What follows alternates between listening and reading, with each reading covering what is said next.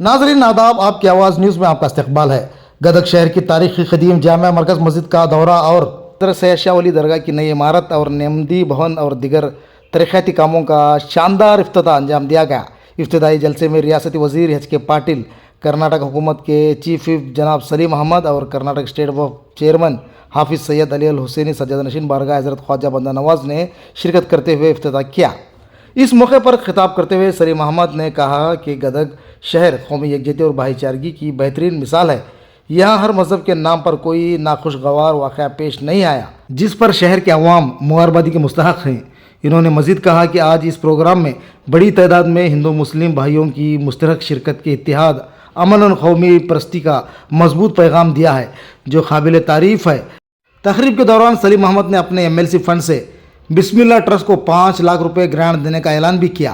Programme में नीलंगा शरीफ के सज्जाद नशीन हैदर पाशा साहब और KPC general secretary SD Makandar, शहर के कारपोरेटर्स और कायदीन और कारकुनान और मुख्तलिफ समाजी सियासी शख्सियात ने बड़ी तादाद में शिरकत की।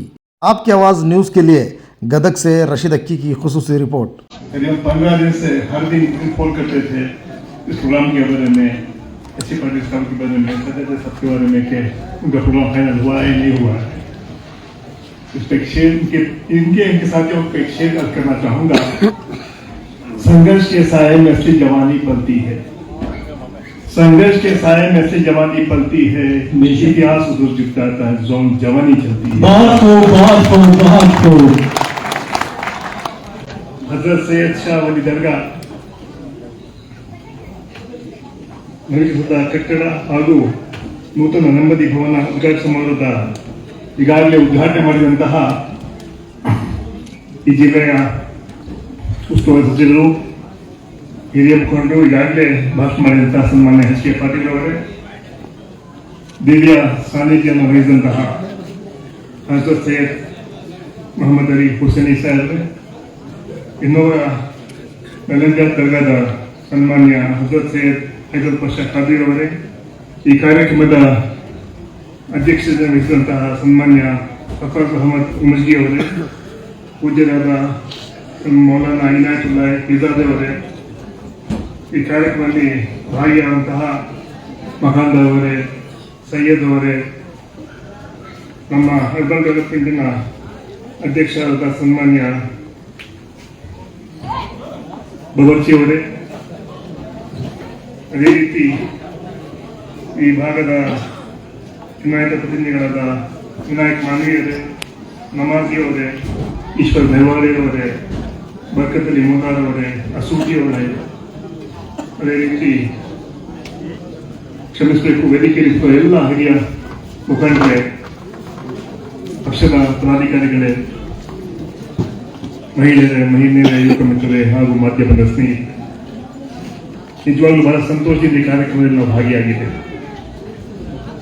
ಈಗಾಗಲೇ H K ಪಾಟೀಲ್ ಅವರು ನಮ್ಮ ದಿನಗಾತರೆಲ್ಲ ಸದಸ್ಯರು ಹೇಳಿದ್ದಾರೆ, ನಾವು ಬರುವಾಗ ಬಹಳಷ್ಟು ಲೇಟ್ ಆಯಿತು, ಗೊತ್ತಾಯ್ತು. ನಾವಿಲ್ಲಿ ಸುಮಾರು 7:30 ಗಂಟೆಗೆ ಬರಬೇಕಾಗಿತ್ತು. ಆದರೆ ಸಾಮಾನ್ಯ H K ಪಾಟೀಲ್ ಅವರು ಬೆಂಗಳೂರು ಬರಬೇಕಾಗಿತ್ತು, ಸ್ವಲ್ಪ ಲೇಟ್ ಆಯಿತು, ಕ್ಷಮೆಯನ್ನು ಕೊಡ್ತಾ ನಿಜವಾಗ್ಲೂ ಇದೊಂದು ಅರ್ಥಪೂರ್ಣ ಕಾರ್ಯಕ್ರಮ.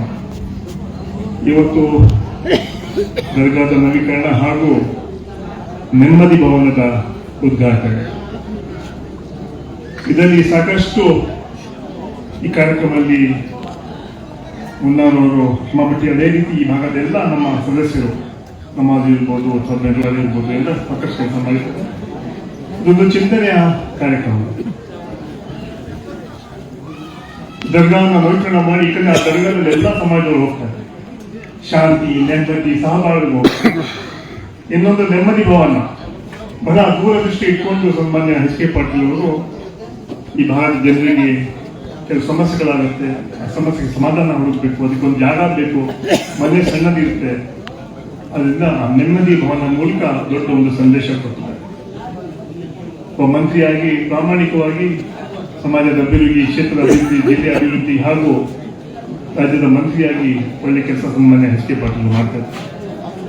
ನಮ್ಮ ಸರ್ಕಾರ ಬಂದು ಸುಮಾರು 2.5 ವರ್ಷ ಆಗಿದೆ.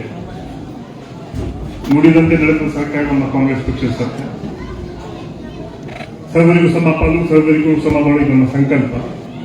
ಈ ರಾಜ್ಯವನ್ನು ಸರ್ವ ಜನಾಂಗದ ಶಾಂತಿಯ ತೋಟ ನೋಡಿದಂತೆ ಗೆದ್ದಿದ್ದೀವಿ ಅಂತ ಬೀಗಲ್ಲ, ಸೋತ್ರೆ ಕೂಗಲ್ಲ, ಪ್ರಾಮಾಣಿಕವಾಗಿ ಜನ ಕೊಟ್ಟಂತ ಆಶೀರ್ವಾದ. ಸನ್ಮಾನ್ಯ ಸಿದ್ದರಾಮಯ್ಯ ನಾಯಕತ್ವದಲ್ಲಿ, ಸನ್ಮಾನ್ಯ ಡಿ ಕೆ ಶಿವಕುಮಾರ್ ನಾಯಕತ್ವದಲ್ಲಿ ನಾವು ಕಾಂಗ್ರೆಸ್ ಪಕ್ಷ ಸರ್ಕಾರ ಕರ್ನಾಟಕಕ್ಕೆ ಒಳ್ಳೆ ಕೆಲಸ ಮಾಡ್ತೇವೆ. ಎಲ್ಲ ಸಮಾಜಕ್ಕೂ ಕಾರ್ಯಕ್ರಮ ಕೊಟ್ಟಿದ್ದೀವಿ. 5 ಗ್ಯಾರಂಟಿಗಳು ನಾನಷ್ಟು ತಂದಿದ್ದೀನಿ. ಆ ಗ್ಯಾರಂಟಿಗಳಲ್ಲಿ ಯಾವುದೇ ಸಮಾಜ ಇಲ್ಲ, ಯಾವುದೇ ಜಾತಿ ಇಲ್ಲ, ಯಾವ ಪಂಗಡ ಇಲ್ಲ, ಎಲ್ಲರಿಗೂ ಕೊಟ್ಟಂತ ದೊಡ್ಡ ಕಾರ್ಯಕ್ರಮ 5 ಗ್ಯಾರಂಟಿಗಳು. ಅದರ ಮೂಲಕ ಈ ಸಮಾಜದಲ್ಲಿ ಎಲ್ಲ ಅಭಿವೃದ್ಧಿ ಮಾಡುವಂತ ಕೆಲಸ ನಮ್ಮ ಸರ್ಕಾರ ಮಾಡಿದೆ ಅನ್ನೋ ಮಾತನ್ನು ಹೇಳ್ತಾ, ಇವತ್ತು ವಿಶೇಷವಾಗಿ ಇಂಥ ಕಾರ್ಯಕ್ರಮ ಹೆಚ್ಚು ಆಗಬೇಕು. मैं बस में लूँगा, मैं शुक्रिया करना चाहता हूँ उनकी सारी टीम को, मुन्ना सारी टीम को, सारे यहाँ के कॉर्पोरेटरों को, जिन्होंने इतना अच्छा प्रोग्राम किया। तो पिछले 15-20 दिन से लगातार लगे रहे और कामयाब प्रोग्राम रहा। मैं आपको मुबारक देता हूँ, सारे आपके जो टीम को मुबारक देता हूँ कि आप लोगों ने बहुत मेहनत करके काम किया। आगे काम करते रहिए, हमारा पूरा सपोर्ट आपके लिए है, पूरी ईमानदारी से आप करते रहेंगे। मांग भी की है बिस्मिल्लाह ट्रस्ट को मेरे एमएलसी फंड से 5 लाख रुपए देने का मैंने तय किया है। आज मैं कर रहा हूँ और काम कैसे करना है यहाँ के जो हमारे कॉर्पोरेटर सीखना चाहिए, इसलिए मैं उनसे मुबारकबाद देते हुए और मेहनत कीजिए, हम आपके साथ हैं। आप एक शेयर के मेरी बात खत्म करता हूँ क्योंकि काफी लेट हो चुका है।